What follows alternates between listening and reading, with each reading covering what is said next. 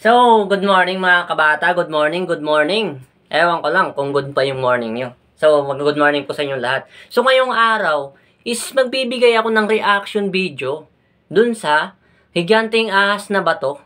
Nang dahil sa kwento, ang daming bashers nung nagkwento dun yun sa probinsya namin. Ang daming bashers ni Lola. Kasi nga, may kesyo ganito, kesyo ganyan, hindi sila naniniwala na ganun yung kwento.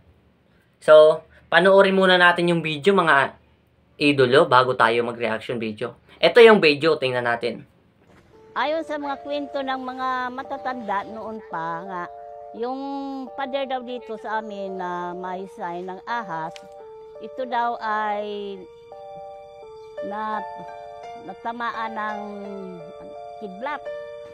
Ang iba naman po nagsabi nga, ito daw ay mga sign sa mga kayamanan. Ang ulo ng ahas ay bababa sa sa tubig.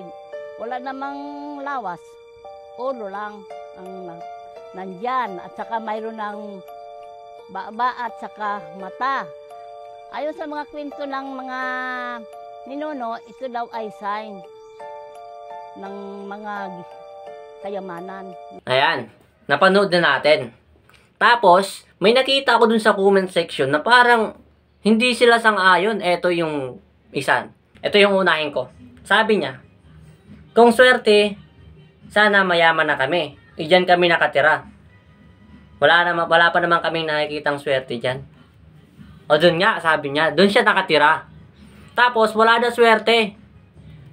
Yung tinutukoy na swerte dun, para sa hindi nakakaalam, yung mabuhay ka, nakasama yung pamilya mo, ng matagal, swerte na yon.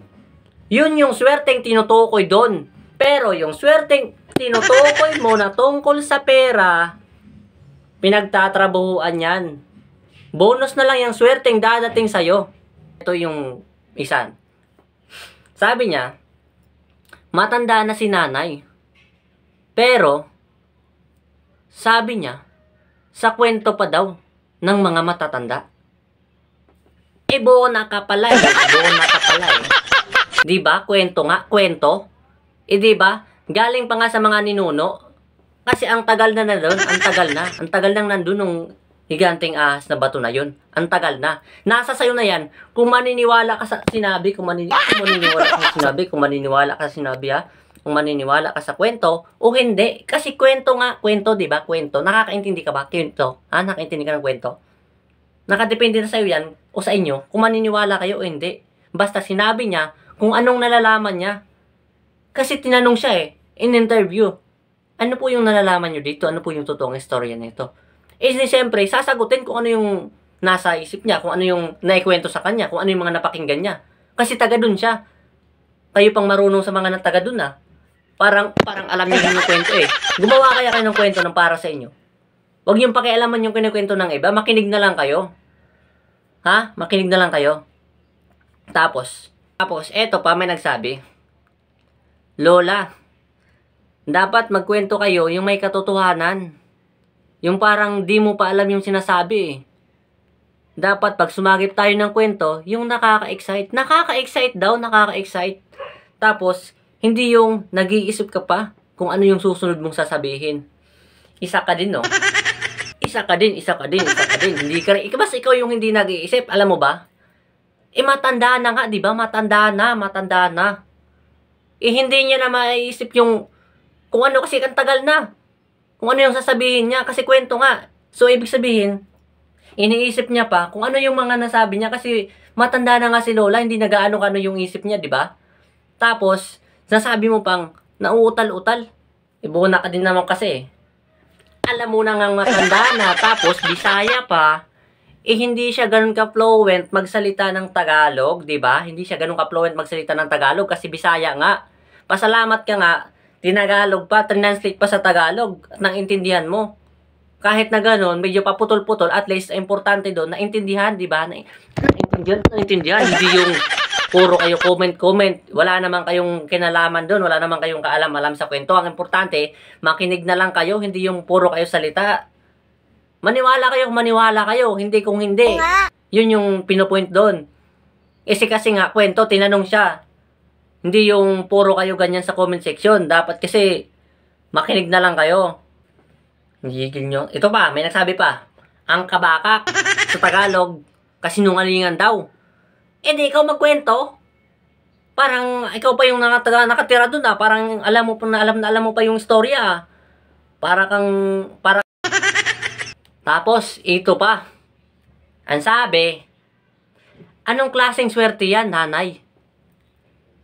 Para sa hindi nakakaalam kung anong swerte ang tinutukoy doon, ang tinutukoy na swerte doon is yung mamuhay ng payapa ang mga taga-barangay Ginkaiptan. Yun yung yun. Bullshit ka, nabubulol na ako. Yun yung swerteng tinutukoy doon. Yung mamuhay ng payapa ang taga-Ginkaiptan. Yun yung swerteng tinutukoy doon. Tapos, eto pa. Nagsabi, ang mga imahinasyon nga ng tao, sa halip na maging main attraction sa kanilang lugar, tatakutin pa ang mga turista na magpunta sa kanilang lugar.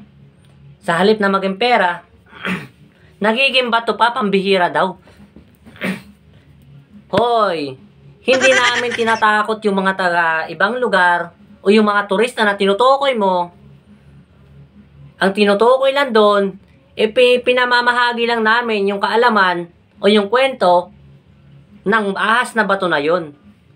Walang pananakot na nagaganap doon. Nasa sayo na yan kung matatakotin ka talaga. Matatakot ka talaga sa kwento. Kwento nga yun, di ba? Nasa sayo na din yun kung maniniwala ka o hindi. Kasi kwento, di ba? Kwento. Ang hirap pala Sa mga nagko-comment doon, sa mga parang ang hirap nung hindi ata na kayo nakaranas ng kwento sa mga lolo't lola nyo, di ba? Parang ganun, ang hirap. Wala ba kayong lolo't lola na nagkukwento sa inyo? Ang sama naman. How sad. Nakakainggit. Hindi ba kayo naiinggit sa mga ganun?